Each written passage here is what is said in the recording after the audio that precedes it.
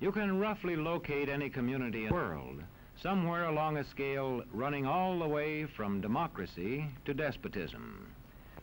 One to the democracy end, another somewhere in the middle, and a third. Let's find out about despotism. This man makes it his job to study these things. Well, for one thing, avoid the comfortable idea that the mere form of government can of itself safeguard a nation against despotism. Germany, under President Hindenburg, was a republic. And yet in this republic, an aggressive despotism took root and flourished under Adolf Hitler. When a competent observer looks for signs of despotism in a community, he looks beyond fine words and noble phrases. For which it stands, one nation, indivisible, with liberty and justice for all. Many observers have found that two workable yardsticks help in discovering how near a community is to despotism: the respect scale and the power scale. A careful observer can use a respect scale to find how many citizens get an even break.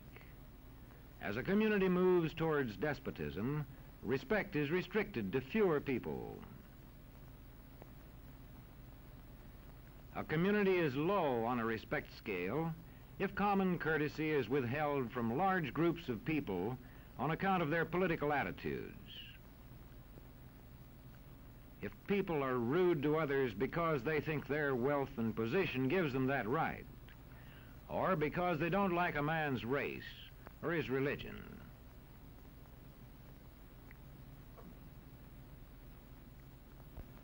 Equal opportunity for all citizens to develop useful skills is one basis for rating a community on a respect scale. The opportunity to develop useful skills is important, but not enough. The equally important opportunity to put skills to use is a further test on a respect scale.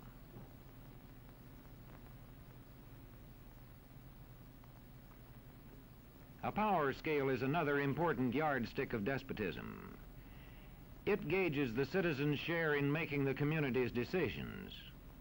Communities which concentrate decision-making in a few hands rate low on a power scale and are moving towards despotism. Like France under the Bourbon kings, one of whom said, "The state, I am the state."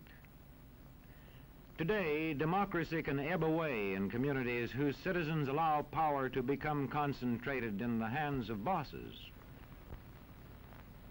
What I say goes, see? I'm the law around here. The test of despotic power is that it can disregard the will of the people. It rules without the consent of the governed. Look beyond the legal formalities of an election in measuring a community on the power scale to see if the ballot is really free. If the citizens can vote only the way they're told, a community approaches despotism. When legislatures become ceremonial assemblies only and have no real control over lawmaking, their community rates low on a power scale.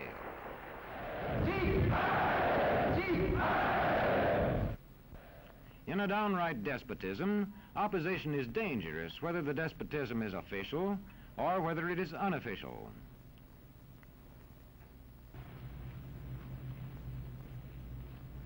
The spread of respect and power in a community is influenced by certain conditions, which many observers measure by means of the economic distribution and information scales.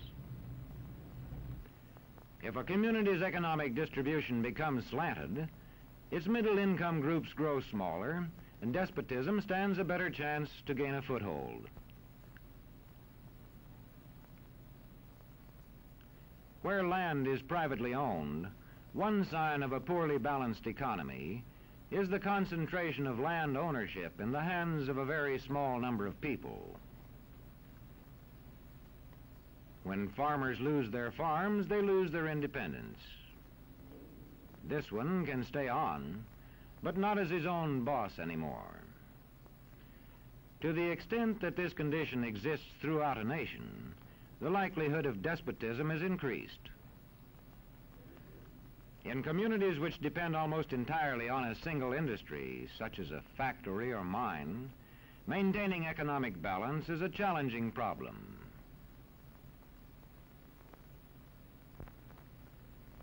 If this condition exists over the nation as a whole, so that the control of jobs and business opportunities is in a few hands, despotism stands a good chance.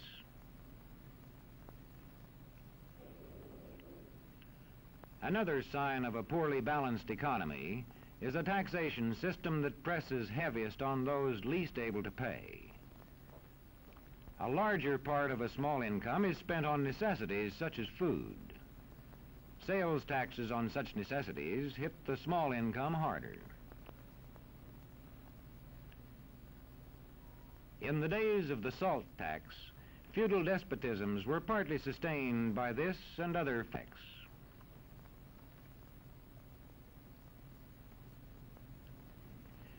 A community rates low on an information scale when the press, radio, and other channels of communication are controlled by only a few people, and when citizens have to accept what they are told.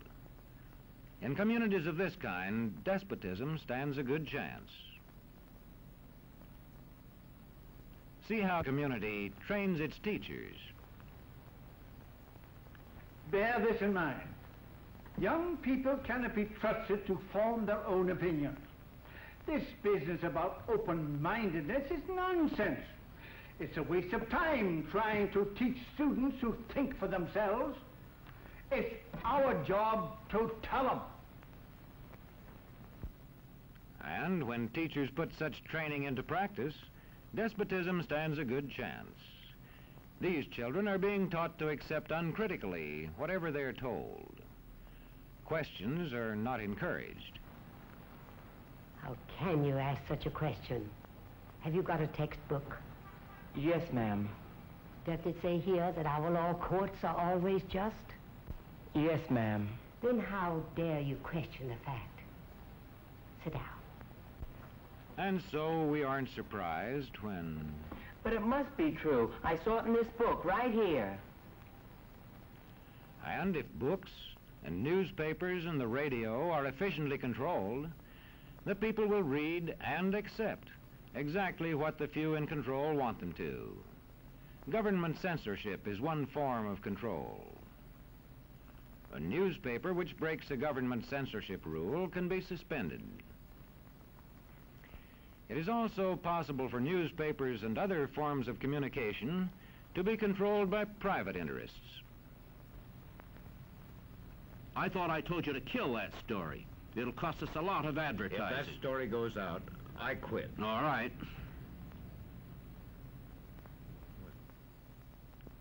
What sort of community do you live in?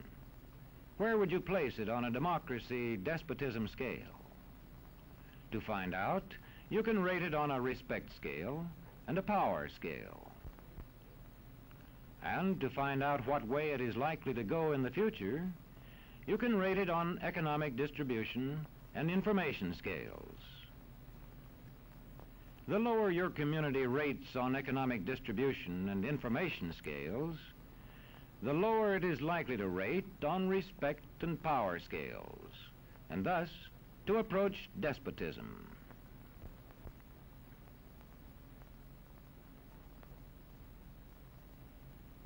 What happens in a single community is the problem of its own citizens.